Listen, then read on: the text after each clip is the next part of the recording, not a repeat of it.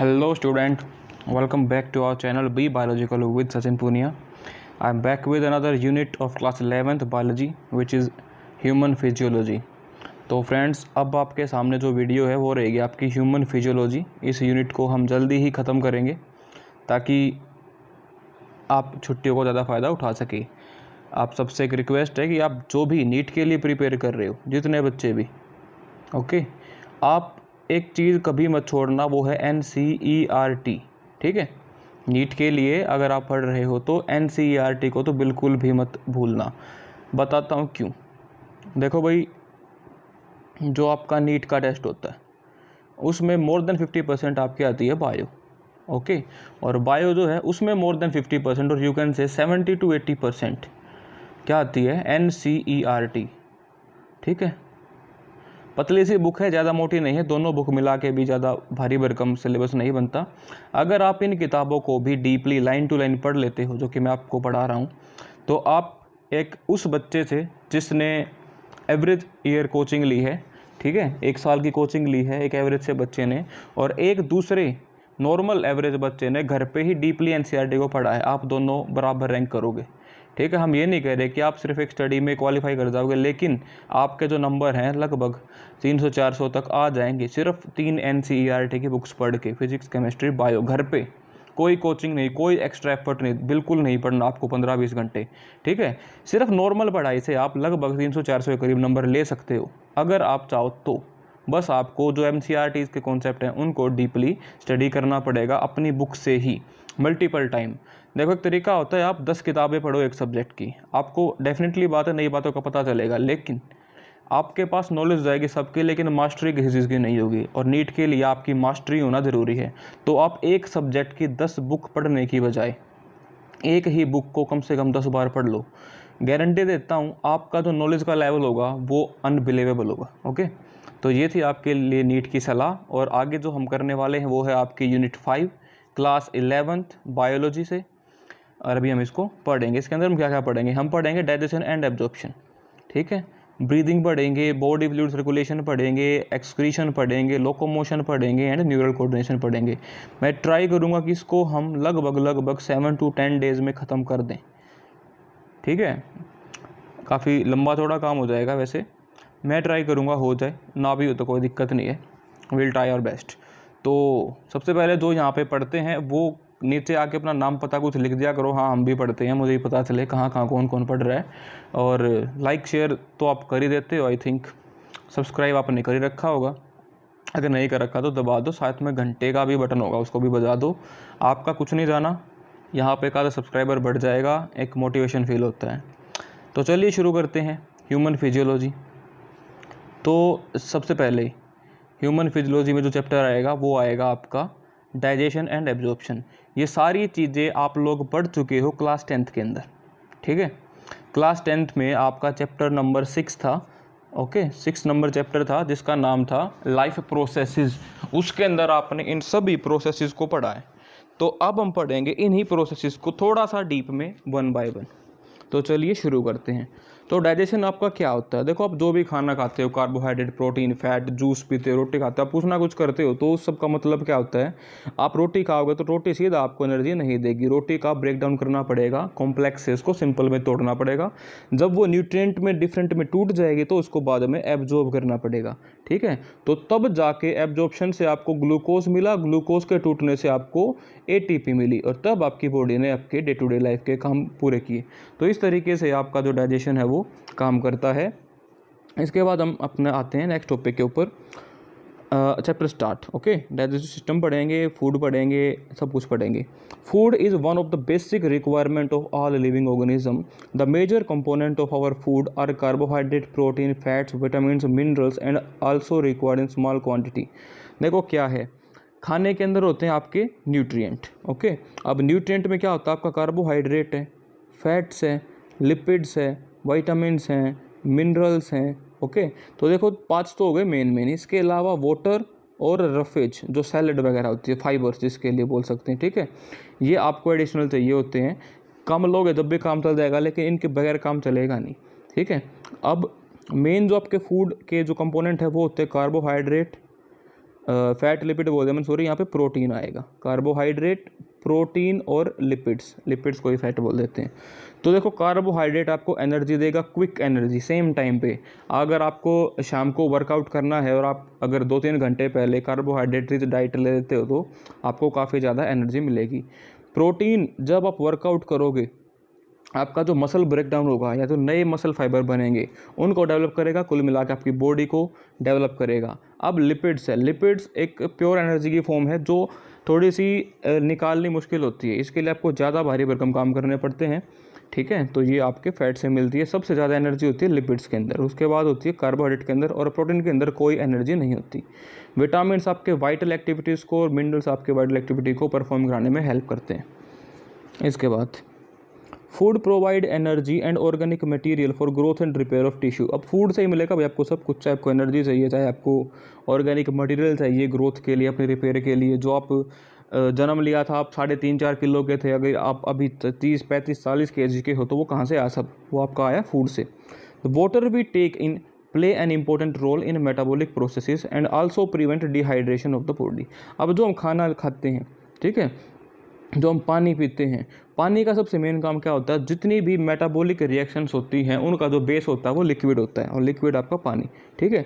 और दूसरी बात, आपकी बॉडी डिहाइड्रेट ना हो जाए, काम करना बंद ना कर दे, इसलिए भी पानी ज़रूरी होता है टू प्रिवेंट डिहाइड्रेशन। डिहाइड्रेशन होता है पानी की कमी। Bio macromolecules in food can not be utilise by our body in their original form. जो मैक्रोमोलिक्यूल्स है, देखो जो मैक्रोमोलिक्यूल है वो डायरेक्टली आपकी बॉडी के अंदर इस्तेमाल नहीं हो सकते, ठीक है। They have to be broken down and converted into simple substances in the digestive system. इनका कंपल्सरी है टूटना, सिंपल सब्सटेंस में कन्वर्ट होंगे तभी ये हमारी बॉडी में यूज़ होने लायक बनेंगे। और इसी प्रोसेस को the process of conversion of complex food substance to simple absorbable form is called the digestion. Okay, तो जो ये कन्वर्जन है इसी को क्या बोलते हैं हम? आपका digestion. Got it? Next, and carried out by digestive system by mechanical and biochemical method. अब दो तरीके होते हैं, आपका मैकेनिकल रहेगा, आप मुंह में खाने को डालते हो, उसको ग्राइंड करते हो, मेस्टिकेट करते हो, ये सब मैकेनिकल है। उसके बाद जब वो पेट के अंदर जाता है, एंजाइम्स उसके ऊपर काम करते हैं, उसको ब्रेक करते हैं सिंपल कंपाउंड्स के अंदर, सिंपल सब्सटेंस के अंदर, उसको बोलते हैं chemical method. General organisation in human digestive system as shown in figure 16.1। नीचे आपका डायग्राम आएगा, वो हम पढ़ेंगे अगले पेज पे। उससे पहले सिस्टम की बात कर लेते हैं। देखो, डाइजेशन हमने पढ़ा था एक प्रोसेस, ठीक है। अब हम बात कर रहे हैं डाइजेस्टिव सिस्टम की। देखो, डाइजेशन एक प्रोसेस थी, लेकिन डाइजेस्टिव सिस्टम एक कॉम्प्लेक्स ऑर्गेनिज्म का, एक ऑर्गन से बना हुआ और उसके एसेसरी स्ट्रक्चर से बना हुआ एक स्ट्रक्चर है, ठीक है। जिसके अंदर क्या आती है आपकी, बेसिकली एक एलिमेंट्री कनाल है और एसोसिएटेड ग्लैंड्स हैं। एलिमेंट्री कनाल जो है आपकी वो माउथ से शुरू होती है और एनस पे ख़त्म होती है, ठीक है। इसके अलावा आपके लीवर, पेनक्रियाज और सलाइवरी ग्लैंड्स उसमें एडिशनली हेल्प करती हैं। अब आपके दो पार्ट हो गए, one is elementary kanal, second is gland. तो हम इनको वन बाय वन पढ़ते हैं। सबसे पहले आपका आता है elementary kanal.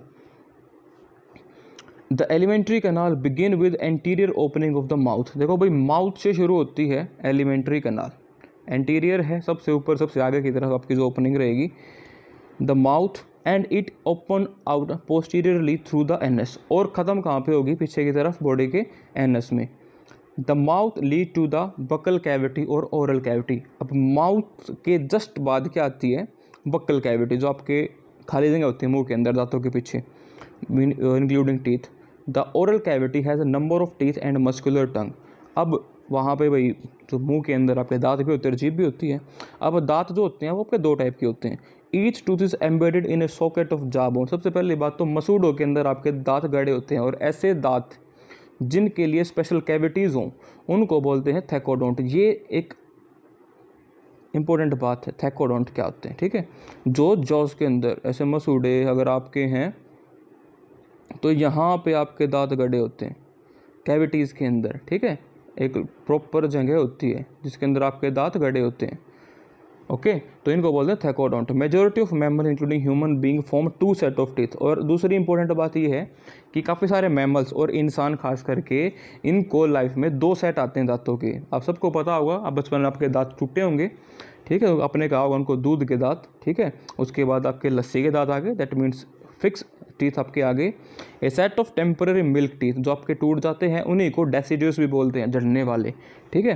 Replaced by A set of permanent और एडल्ट टीथ, जो बाद में परमानेंट या फिर एडल्ट टीथ से बदल दिए जाते हैं।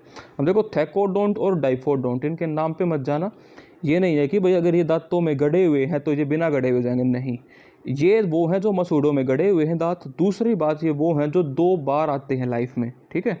तो ये मत मानना कि ये 2 बार आते हैं तो ये 1 बार आते होंगे, या फिर इसके कॉन्टेक्स्ट में कि ये गड़े हुए हैं, एम्बेडेड हैं, तो ये एम्बेडेड नहीं होंगे, ऐसा कुछ नहीं है।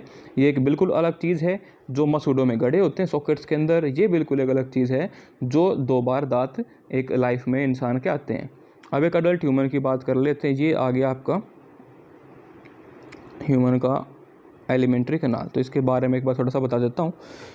आपके मुंह के जस्ट अंदर होती है आपकी ओरल कैविटी। इस कैविटी के अंदर आपके दांत आते हैं, जीभ आती है और सलाइवरी ग्लैंड्स आती हैं, ठीक है। इसके बाद कर्वी पार्ट, उसको फेरिंग्स बोलते हैं। फेरिंग्स के बाद एक लंबी ट्यूब होती है, वो ईसोफेगस है, इसके अंदर कोडेक्स नहीं होता। फिर ये जे शेप क्या होता है आपका स्टमक होता है। स्टमक के जस्ट नीचे आपकी होती है पेनक्रियाज, ये आपकी एक ग्लैंड है और जो कि मिक्स ग्लैंड है, याद रखना, मिक्स ग्लैंड जो कि हार्मोन और एंजाइम दोनों सिक्रेट करती है, ठीक है। इसके बारे में बाद में पढ़ेंगे ज़्यादा। और फिर ये नीचे आता है आपका स्मॉल इंटेस्टाइन का पार्ट ड्यूडिनम, ये ड्यूडिनम है। इसके बाद ये जेजिनम है और फिर ये वाला पार्ट इलम है। अब ये आपका खुल जाएगा किसके अंदर, लार्ज इंटेस्टिनम, कोलोन, असेंडिंग, ट्रांसवर्स और डिसेंडिंग, ठीक है। और इसके बाद ये रेक्टम और फिर ये एनस। इस तरीके से आपका ये सिस्टम काम करता है। इसके अलावा एडिशनली यहाँ पे आपका लीवर होता है जो कि हम पढ़ेंगे, ये भी आपकी एक ग्लैंड है। और लीवर के अंदर गोल ब्लैडर है। ये सारी चीज़ें हम पढ़ने वाले हैं। एक ऐसा हिस्सा भी है जो काम नहीं करता हमारी बॉडी के अंदर इस सिस्टम का, वो है आपका, आपको दिखा देता हूँ मैं यहाँ पे, ये नीचे वाला है, ये छोटी सी जो टेल बनी हुई है यहाँ पे, इसको बोलते हैं अपेंडिक्स, वर्मीफॉर्म अपेंडिक्स, ओके। ये हमारे एंसेस्टर्स के अंदर कभी कई 100 साल पहले काम करती थी, अब नहीं करती। इसका काम था बेसिकली सेलुलोज को पचाना। आई थिंक आपको ये हाल थोड़ा सा क्लियर हुआ होगा। भाई हाँ ना तो बता दिया करो तुम। चलो दांतों की बात कर रहे थे। एक adult human has 32 permanent teeth which are of 4 different type. देखो 4 डिफरेंट टाइप हैं। आप सेम चीज़ के लिए वर्ड यूज़ करते हो होमो और डिफरेंट के लिए इस्तेमाल करते हो हिट्रो। तो जब अलग अलग टाइप के दांत है तो आप कैसे हो जाओगे, हिट्रोडोंट डेंटिनेशन हो जाएगा। दांत कौन से, incisor, canine, premolars and molars, सब आएंगे आपके आगे, डायग्राम है वो भी देखेंगे। Arrangement of teeth in each half of the upper and the lower jaw in order of ICPM and M। देखो क्या होता है, अगर ये मसूड़ा बनाते हैं यहाँ पे, ओके, ये लोअर जॉ होगी आपकी, ये आपके अपर जॉ होगी। अब इस जॉ के अंदर आपकी सॉकेट्स होती हैं।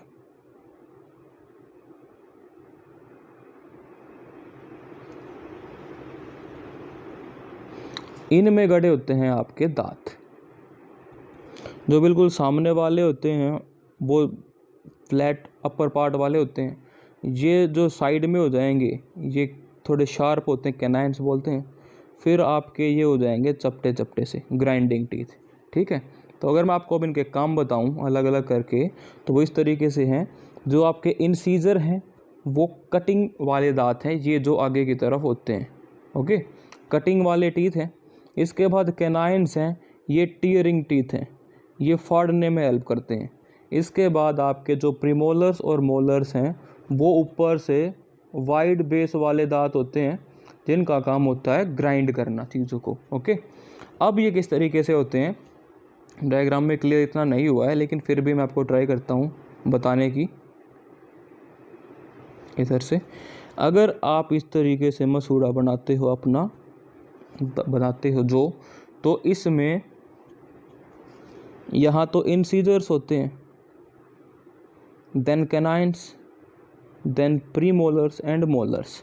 तो इनकी नंबरिंग की अगर मैं बात करूँ यहाँ पे, तो 2 इंसीजर, ठीक है, 1 कैनाइन, उसके बाद 2 प्रीमोलर और 1 मोलर, ये रहेंगे आपके इस हाफ में, ठीक है। और सेम ऐसे ही 2 इंसीजर, 1 कैनाइन, 2 प्रीमोलर और 3 मोलर, तो ये रहेंगे आपके एक लोअर हाफ में, ओके।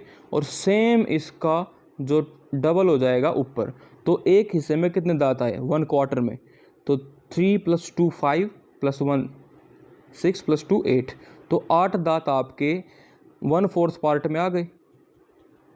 तो इसको अगर आप काउंट करते हो तो 8 इधर 8 इधर, 16 नीचे हैं और 16 ऊपर, तो 32 दांत इस तरीके से एक अडल्ट ह्यूमन के बनते हैं। और ये जो यहाँ पे लिखा गया है कि 2 1 2 3 है, ये डेंटल फॉर्मूला होता है। The hard chewing surface of teeth made by the enamel, one of the most important thing, calcium phosphate से ये बनी होती है। इनेमल है, हार्डेस्ट लिविंग पार्ट है ह्यूमन के अंदर। Help in mastication of food, mastication होता है चबाना, उसको बिल्कुल चबा चबा के उसका बुरा हाल कर देना। Tongue is a freely movable muscular organ attach to the floor of the oral cavity, जो आपकी बकल कैविटी है उसके नीचे वाले हिस्से में फर्नुलम से जुड़ी होती है, मसल से, मस्कुलर ऑर्गन है। The upper surface of tongue है small projection called the papillae, और जीभ के ऊपर छोटे छोटे पेपिले होते हैं जो टेस्ट के लिए हेल्प करते हैं। Some of which bear taste bud, जिसके अंदर क्या होती है, taste bud. The oral cavity lead into a short pharynx which serve as common passage for food and air. अब जो फेरेंक्स है वो कॉमन पैसेज है, वहाँ पे नाक से भी पाइप आती है और मुंह से भी। तो नाक वाले हिस्से को बोलते हैं नेजोफेरेंक्स और मुंह वाले हिस्से को बोलते हैं ओरोफेरेंक्स, नॉर्मल इसको फेरेंक्स बोलते हैं। The oesophagus and the trachea open into the pharynx, oesophagus trachea दोनों इसके अंदर खुलते हैं। A cartilaginous flap called the epiglottis prevent the entry of the food into the glottis, ये हम आगे भी पढ़ेंगे लेकिन आपको पता लगेगा यहाँ पे। Opening of the wind pipe during the swallowing, जब हम निगलते हैं तो आप देखो, आपने कभी भी नोटिस किया हो, जब आप कुछ निगल रहे होते तो आप उस टाइम पे सांस नहीं ले रहे होते, क्यों? क्योंकि यह सांस लेने वाली पाइप बंद हो रखी होती है, किससे? एपिग्लोटिस से। The oesophagus is a thin long tube which extend posteriorly passing through the neck, वो नेक के पीछे वाले हिस्से से जाती है, थोरैक्स के पीछे से जाती है, डायफ्राम जे शेप बैग में जाके वो खुलती है। ये आपके वो दांत हैं जो मैंने आपको दिखाए थे, ठीक है। ये इस हाफ के अंदर क्या है, इंसीजर हैं, कैनाइन हैं, आपके प्रीमोलर्स हैं और आपके मोलर्स हैं, ओके। तो आप समझ सकते हो यहाँ पे अब 8 दांत हो गए, 1/4 पार्ट में, 8 इधर और इस तरीके से फिर 8 इधर और 8 इधर, तो आपके 32 दांत हो जाते हैं। Like the structure called the stomach, a जैसे स्ट्रक्चर थी आपकी, a muscular sphincter gastro oesophagus regulate the opening of the oesophagus into the stomach. अब ये क्या भला है, इसको भी मैं आपको बता देता हूँ आपको। जब ईसोफेगस खुलती है,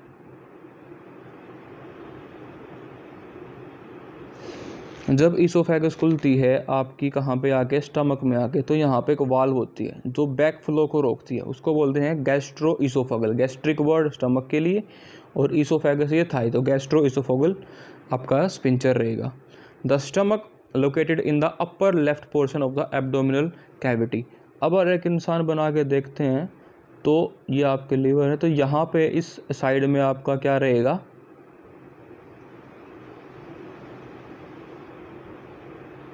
ठीक है। तो इस तरीके से इस वाले हिस्से में आपके अपर लेफ्ट पार्ट में क्या होता है, आपका स्टमक है। इसके 4 बेसिक पार्ट होते हैं। A cardiac portion into which the oesophagus open, ये जो रहेगा आपका सबसे ऊपर, ये वाला जो पार्ट है ये आपका कार्डिक पार्ट है। ए फंडिक रीजन, जो मेन फंडक पार्ट है। Body, main central organ and the pyloric, pyloric सबसे नीचे वाला, which open into the first part of the small intestine. तो पाइलोरिक, फंडक और ये इसके ऊपर रहेगा आपका, सॉरी, फंडिक रीजन और ये main body part, okay. Small intestine is distinguishable into 3 region. अब स्मॉल इंटेस्टाइन के फिर से 3 पार्ट हैं। एक शी शेप क्या है आपका, डोडिनम है, और लॉन्ग कॉइल्ड मिडल पोर्शन क्या है आपका, जेजिनम, हाईली कॉइल्ड इलम।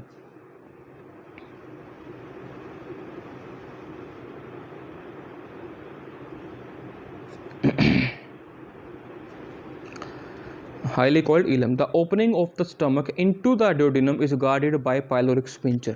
अब जो ओपनिंग है वो किससे संभाली जाएगी, पाइलोरिक स्पिंचर, जैसा कि ऊपर आपका इसोफेगल गैस्ट्रो इसोफेगल स्पिंचर था। इलम ओपन इनटू लार्ज इंटेस्टाइन, जैसा कि मैंने आपको बताया था, it consist of caecum, colon and rectum.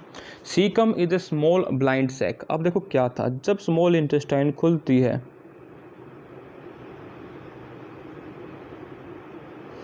ये आपकी इलम थी, ये आपकी इलम है, और ये हिस्सा जो है दिस वन पार्ट, ये जो हिस्सा है इसको बोलते हैं आपका सीकम। ओके, ब्लाइंड सैक है, बिल्कुल टक्कर लगती है सामने खाने के आके, इसे ब्लाइंड सैक विच होस्ट सम सिम्बायोटिक माइक्रोब्स, इसके अंदर कुछ सिम्बायोटिक माइक्रो ऑर्गेनिज्म रहते हैं। A narrow finger like tubular projection the vermiform appendix which is vestigial organ. बताओ वेस्टिजियल ऑर्गन क्या होते हैं। इसके जस्ट नीचे फिंगर लाइक प्रोजेक्शन है जिसको बोलते हैं vermiform appendix which is a vestigial organ. इसका मतलब ये है कि जो हमारे पूर्वजों में काम आती थी वो चीज़ें, ठीक है, एंसेस्ट्रल ऑर्गन जो होते हैं, arise from the caecum. The caecum open into colon, ये ऊपर कोलोन में खुलती है। अब कोलोन असेंडिंग है, ट्रांसवर्स है, डिसेंडिंग है, तो इस तरीके से वो घूम के आएगी और अल्टीमेटली रेक्टम में खुलेगी, रेक्टम माइनस में। The colon is divided into 4 part, and ascending, transverse, descending and a sigmoid colon. ये टेढ़ी होती है, इसको बोलते हैं sigmoid colon. The descending part open into the rectum which open through the anus, और जो एंड में जाके किसमें खुलता है आपका एनस में। The wall of alimentary canal from esophagus to the rectum possesses 4 layer. भाई 4 लेयर होती हैं आपकी, 1, 2 एंड 3। ओके, अगर आप इसको डिफरेंटली कलर करते हो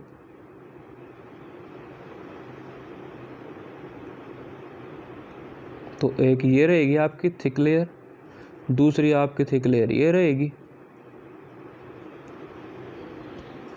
और तीसरी आपकी लेयर ये तो है ही,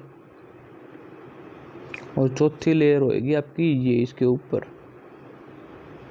ओके, अब ये कैसे रहेंगे वो मैं बताता हूँ आपको। सबसे पहले सिरोसा है, सबसे बाहर वाली सिरोसा, उसके बाद ये सिरोसा है पूरी, ये मस्कुलैरिस हो जाएगी, ठीक है। इसके बाद ये जो ग्रीन कलर की है ये है म्यूकोसा, और जिस पे ये म्यूकोसा चिपका हुआ है रेड कलर की है, ये आपकी सब mucosa. Okay, serosa is the outer most layer and main made up of thin mesothelium, mesothelium से बनी हुई, जिससे कि आपके मोस्टली विसरल ऑर्गन बने हुए हैं।